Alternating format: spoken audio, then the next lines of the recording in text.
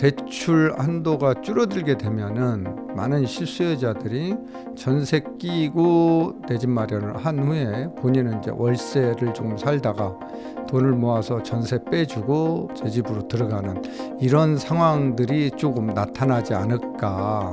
지금 이제 경기가 안 좋으면은 강제경매 건수가 늘어나고요. 금리가 올라가면은 임의경매 건수가 늘어납니다. 그런데 내년에는 경기는 안 좋을 걸로 보이고 금리는 내려갈 걸로 보이기 때문에 임의경매 건수는 줄어들 걸로 보이지만 강제경매 건수는 늘어날 걸로 예상이 되고 있습니다.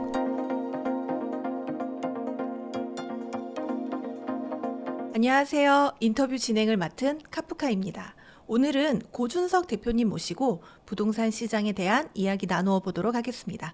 대표님 안녕하세요. 네, 안녕하세요. 네. 반갑습니다. 네. 간단하게 인사 부탁드립니다. 네, 저는 고부자 채널을 운영하고 있는 고준석입니다. 잘 부탁드리겠습니다. 네. 지금 부동산 시장이 계엄 발표하기 전에도 계엄 전에도 부동산 시장이 조금 둔화되어 있는 상황이었는데요. 그 이후에 탄핵으로 진행되고 있는 현 상황, 부동산 시장은 좀 어떠한 분위기인가요? 거래량은 계엄 전에도 좀 떨어지고 있었고요. 지난 7월 대비 10월 말 기준으로 보면은 한 절반 가량이 거래량이 떨어졌고 10월 말 기준 이제 4천 건이 서울 아파트 거래량이 4천 건 거래량으로 나타났는데 이게 조금 더 떨어질 거는 같은데 그렇다라고 해서 가격이 큰 폭으로 조정되거나 떨어지지는 않고 상승폭만 조금 둔화되는 그런 상황이 지금 나타나고 있습니다. 사실 탄핵 정국이 지금이 처음이 아니잖아요. 과거에도 또 이런 상황이 있었기 때문에 과거 탄핵 정국 때는 또 부동산 시장이 어땠었을까요? 2016년 당시 박근혜 전 대통령 당시에도 거래량 전국 거래량이 탄핵 전에는 한 4만 8천여 건 하다가 탄핵 정국을 거치면서 2만 건대대로 추락을 했었고요. 탄핵 정국이 마무리되면서 또 거래량은 5만여 건으로 오히려 탄핵 전보다 이제 증가했는데 가격은 당시에도 거래량은 떨어졌지만 가격은 떨어지지 않았다 이렇게 보고 오히려 완만한 상승세를 이어갔다 이렇게 볼 수 있거든요. 그래서 지금도 이게 이제 부동산 시장에 탄핵이라는 큰 어떤 이런 전국의 변화, 이 변동성 때문에 거래량이 떨어지고 가격이 떨어질 거라고 생각하는 거는 오산인 것 같아요. 그래서 부동산 시장 가격은 수요와 공급에 의해서 가격 결정이 되는 거고 시장 참여자들에 의해서 가격이 결정되는 거 아니겠습니까? 그런데 마치 이 전국 변화 때문에 가격이 떨어지고 거래량이 감소하고 이렇게 보기는 힘들 것 같아요. 아무래도 이제 심리에 영향을 미칠 수 있다라는 이야기가 있어서 네, 심리적으로는 분명히 영향을 줄 수는 있지만 그렇다라고 해서 가격이 동반해서 떨어지지는 않더라. 예년 사례를 보더라도 그 전 사례 노무현 정부 때도 거래량은 떨어졌지만 가격은 떨어지지 않았다. 오히려 굉장히 많이 그 시절에도 가격 상승이 이루어졌다. 이렇게 이제 봐야 될 것 같고요. 그렇다라고 하면은 실수요자들은 언제 움직여야 되느냐, 가격이 올라갈 때 움직여야 되느냐, 이렇게 가격이 조정받는, 그러니까 상승폭이 둔화되는 시점, 거래량이 떨어지는 시점, 자, 이런 시점을 우리는 시장에서 매도자 우위 시장이 아닌 매수자 우위 시장이라고 얘기하거든요. 이런 시장에 참여하는 게 급매물로 싸게 살 수 있는 내 집 마련 갈아타기 방법이 아닌가 이렇게 보여지네요. 지금을 그럼 매수자 우위 시장으로 보시는 거네요. 그렇죠. 네. 사실 이 상황이 지금 정치적인 상황이 어떻게 변화할지에 따라서 현재 진행되고 있는 부동산 관련 정책들이 변화할 가능성도 있잖아요. 네. 이게 또 시장에는 영향을 미칠 것 같은데 어떻게 보시나요? 지금 현재 시장 상황을 진단해 보면은 공급이 부족한 시장이잖아요. 네, 그다음에 이제 공사비는 올라가는데 이 공사비가 올라가는 게 환율이 또 급등하고 있잖아요. 예.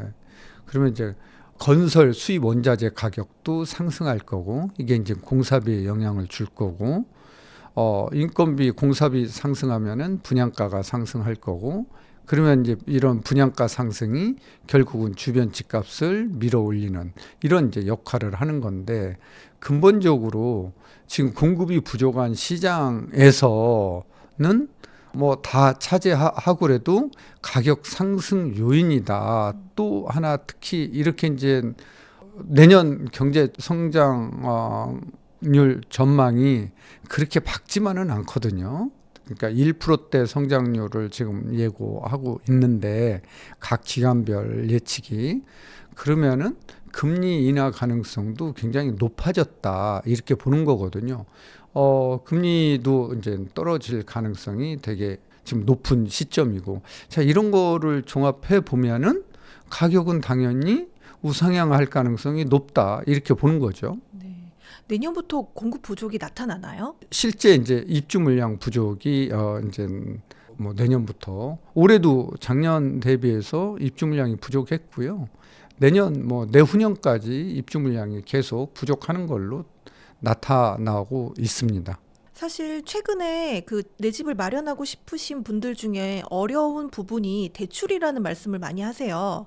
근데 이런 대출 규제가 내년에도 계속 이어질 가능성이 있을까요? 그건 이제 뭐 은행별로 이제 뭐 고민이 하겠지만, 원래 이제 11월, 12월은 금융권에서 연체 관리에 집중하는 날입니다. 그래서 이제 대출을 늘려서 공격적으로 영업을 하기보다는 대출 관리, 연체 관리에 치중을 했기 때문에 아마 한도도 조금 줄어들고 그랬지만, 내년이 되면은 또 새로운 영업을 해야 되기 때문에 그렇게 11, 12월 달처럼 그렇게 소극적으로는 하지 않을 거예요. 그래서 특히 이제 정책자금 대출이나 이런 거는 한도가 줄어들면은 실수요자들한테 사실은 타격이거든요. 몇 천만 원이 없어서 내 집 마련을 연기하거나 뭐 포기 미뤄야 되는 이런 사례가 나타나고 있고, 그러면은 양극화 현상은 더 벌어질 수밖에 없거든요. 실물 자산 가격이 올라가기 때문에.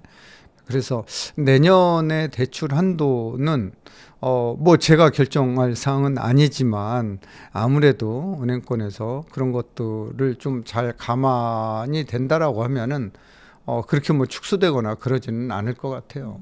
사실 뭐 내년에 뭐 정치권이 어떻게 바뀔지는 모르겠지만, 원래는 이제 내년에 DSR 3단계가 이제 시행이 예고되어 있었잖아요. 네. 만약에 시행이 되면 대출은 계속 규제가 될 텐데 부동산 시장의 영향은 어떻게 보시나요? 자금 한도, 이제 내 집 마련할 때 우리가 대출을 끼고 내 집 마련하는 방법이 있고요. 그다음에 이제 전세를 끼고 내 집 마련하는 방법이 있잖아요. 이제 실수요자들이 우회적인 방법으로 내 집 마련에 나설 것 같아요. 공급이 부족하다는 것은 뭐 지금 올해도 그랬지만 내년에도 뭐 매매값이나 전세 가격 상승이 예상되고 있잖아요. 그러면은 대출 한도가 줄어들게 되면은 많은 실수요자들이 전세 끼고 내 집 마련을 한 후에 본인은 이제 월세를 조금 살다가 돈을 모아서 전세 빼주고 제 집으로 들어가는 이런 상황들이 조금 나타나지 않을까, 이렇게 이제 예상이 됩니다. 그래서 우리나라는 전세 제도가 있기 때문에 대출 한도를 줄인다라고 해서 시장에 큰 뭐 이런 효과로 나타나거나 그러지는 않을 건데, 또 이게 이제 뭐 대출 한도를 줄인다라고 해서 이게 일시적으로는 가격 상승 억제 효과가 있겠지만 중장기적으로는 가격 상승을 막지는 못한다. 궁극적으로는 공급이 뒷받침돼야지만 가격 상승에 도움이 된다. 가격 상승 안정에 도움이 된다. 이렇게 보고 있습니다. 요즘 전세 시장 분위기는 좀 어떤가요? 전세 시장도 많이 올라가고 있죠. 그래서 특히 이제 뭐 비아파트 수요자들이 아파트 시장으로 지금 계속 진입하고 있잖아요. 그러니까 전월세 시장 모두 다 우상향을 하고 있고, 또 내년에도 이러한 현상은 지속될 것 같네요. 사실 뭐 최근에 뉴스 보면은 악성 미분양이 늘고 또 경매로 넘어간 부동산이 많이 나오고 있다, 이런 뉴스들도 있던데, 지금 부동산 시장이 좀 어려운데 이게 내년에는 좋아질 거라고 보시나요? 네, 경매로 나오는 거하고 부동산 가격 상승하고는 따로 떼서 보셔야 돼요. 그러니까 이제 경매로 나오는 물건은 대출 이자 를 못 내서 그게 이제 경매로 넘어가는 건이 있고, 또 자영업자들 같은 경우에는 신용대출을 이제 뭐 사업을 하면서 받을 수 있잖아요. 운영하기 위해서. 그 이제 금리 부담 때문에 그러한 강제 경매로 넘어가는 물건이 많다라고 이제 보여지는데, 은행 금융기관 연체율을 보면은 가계대출 연체율은 0.4% 정도로 유지하고 있고, 기업 대출은 뭐 0.5에서 0.7 사이에서 이제 유지되고 있는데, 이렇게 이제 한결같이 금융권의 연체율을 보면은 한결같거든요. 근데 거기에 이제 숨어 있는 게 있는 것 같아요. 그래서 뭐 아까도 뭐 방금 전에도 말씀드렸지만, 은행은 11월, 12월이 연체 관리에 집중한다라고 했잖아요. 그러면은 이거를 은행에서 경매를 직접 진행할 수도 있지만, 이거를 1년 마감하는 시점에서는 경매를 넣어서 회수하기가 쉽지 않거든요. 이게 오래 걸리니까. 그래서 이거를 통으로 자산 유동화를 시킵니다. 500억, 1000억 단위로 묶어서 이거를 자산 유동화를 시키면은 이게 이제 NPL로 해서 경매로 넘어오는 건들이 되는 겁니다. 그래서 지금 이제 경기가 안 좋으면은 강제 경매 건수가 늘어나고요. 금리가 올라가면은 임의 경매 건수가 늘어납니다. 그런데 내년에는 경기는 안 좋을 걸로 보이고 금리는 내려갈 걸로 보이기 때문에 임의 경매 건수는 줄어들 걸로 보이지만 강제 경매 건수는 늘어날 걸로 예상이 되고 있습니다. 그래서 이 시장에 들어가서 내 집 마련하는 거는 되게 좋은 것 같아요. 내 집 마련하는 방법으로는. 또 갈아타기 할 때도 경매 물건으로 사서 우리가 싸게 우리가 상품을 살 때 싸게 구매할 때 대형 할인점이나 마트, 백화점 세일할 때 가서 사는 거잖아요. 자, 우리 법원에 가서 사면은 싸게 살 수 있다라는 거죠. 그래서 이제 요 시장은 경기 변동이나 금리에 의해서 경매 물건이 많이 나오고 덜 나오고 이런 거고, 가격 상승은 그거하고 이제 또 별개 거래량이 늘어나고 또 가격이 올라가고, 자, 이 시장은 또 별개로 봐야 된다, 이렇게 얘기할 수 있을 것 같아요. 서울은 이제 올해 같은 경우에 그래도 부동산 가격이 올랐었잖아요. 거래량은 뭐 크지 않았어도. 근데 지방 같은 경우는 지금 상당히 어려운 시간을 보내고 있는 걸로 알고 있는데, 지방 부동산은 어떻게 보시나요? 내년에도 어려울 것 같아요. 네, 왜냐하면 미분양이 지금 6만 호 이상 미분양이 쌓여 있고요. 또 인구가 감소하고 있고, 또 인구가 감소하면은 일자리도 이제 줄어들고 있다라는 거잖아요. 자, 그러면은 일단은 수요자가 없기 때문에 공급, 지금 미분양 물량이 해소되지 않는 한 지방 시장은 내년에도 어려울 것이다, 이렇게 보여지고 있고, 가격은 보합세를 유지하면은 그나마 다행이다.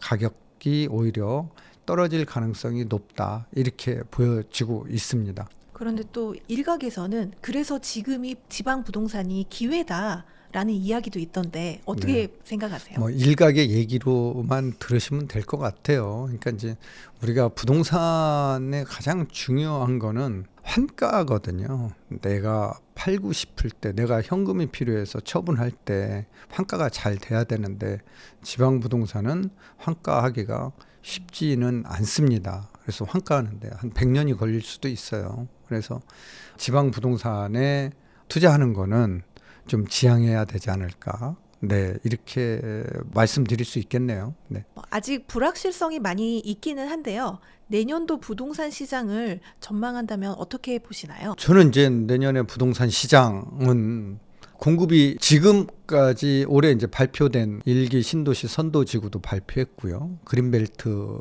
서울 외곽 지역의 그린벨트도 해제해서 이제 주택 공급을 하겠다. 여러 가지 이제 공급 정책들이 발표가 됐고, 특히 뭐 재건축과 관련된 정비 사업을 이제 신속하게 추진하겠다, 많이 발표를 했잖아요.